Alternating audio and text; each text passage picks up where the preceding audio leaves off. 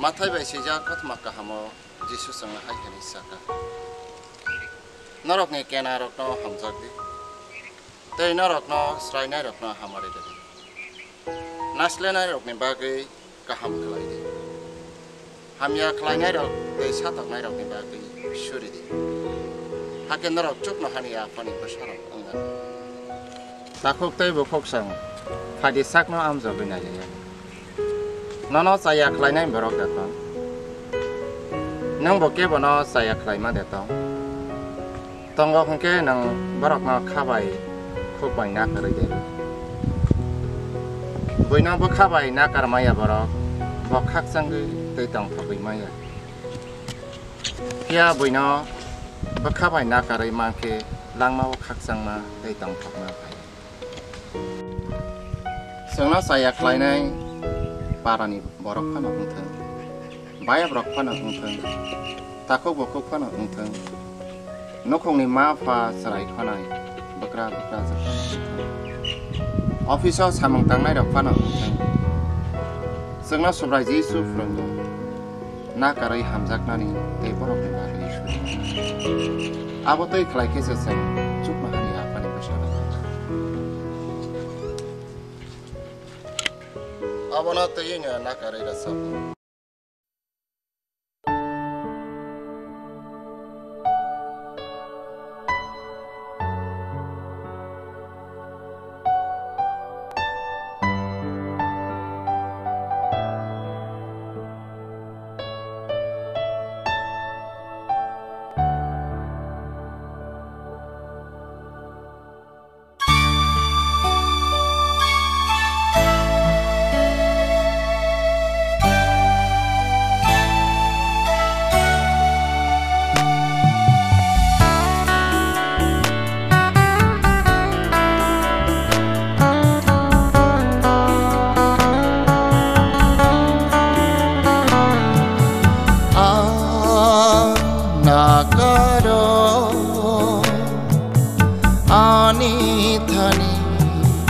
sumso klai nai dok no Giêsu nang ano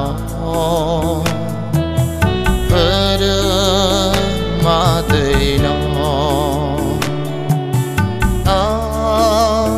nakaro ani thani sumso klai nai dok no Giêsu nang ano pere mate no nakaro nakaro te suribo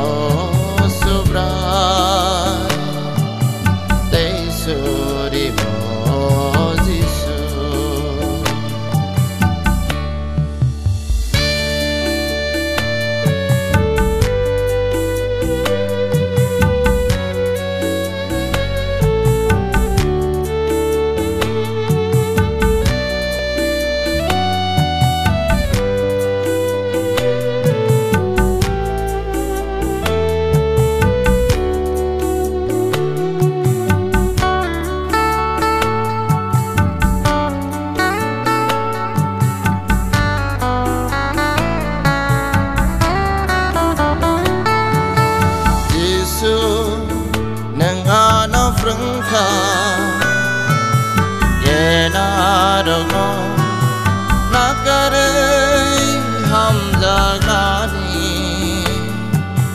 te borok mi bagai suri nani tengkrosa kathina seka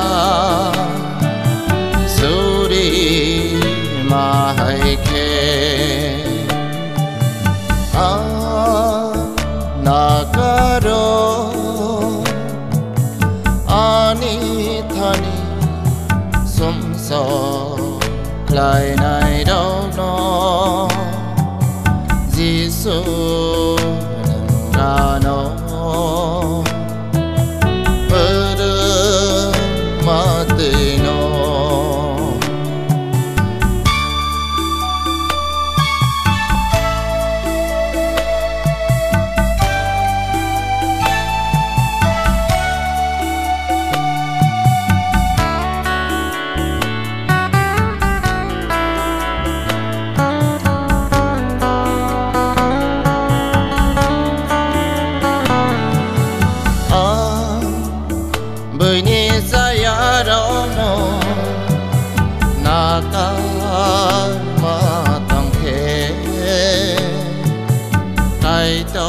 rani sayarano nakarena pia ang nakaryake Jesus sawo animo nakarzagya animo nakarzagya nakaro ani thani sumsa klai nai dog no Jesus nangano further matino nakaro ani thani sumsa klai nai dog no Jesus nangano further matino nakaro